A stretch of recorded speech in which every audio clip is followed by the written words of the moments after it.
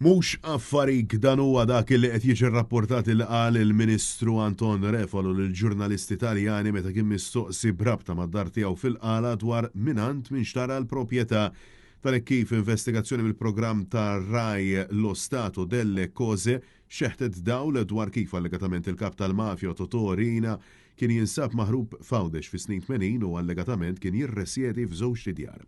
Propju mill-investigazzjoni ġurnalistika ħareġ li waħda minn dawn il-proprjetajiet hija propju tal-Ministru Anton Refalo li meta kien avviċinat mill-kru tar-Raj għalilhom illi id-dar xtra 25 sen ilu.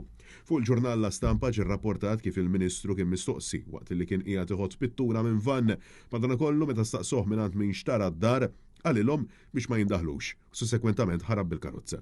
Ġi spjegat li waslu għal tali konklużjoni li Riina kien għamel xi żmien maħruf din il-proprjetà minn ittra anonima mibgħuta lill-ġurnalist. Kien rrapportat illi minn domandi li saru fost iċ-ċittadini tal-post ħareġ illi fil-perjodu ta' snin 80 kienu lemħu propju lil Totò Riina, deskritt minnhom bħala turist edukat u li kien ta' ftit kliem.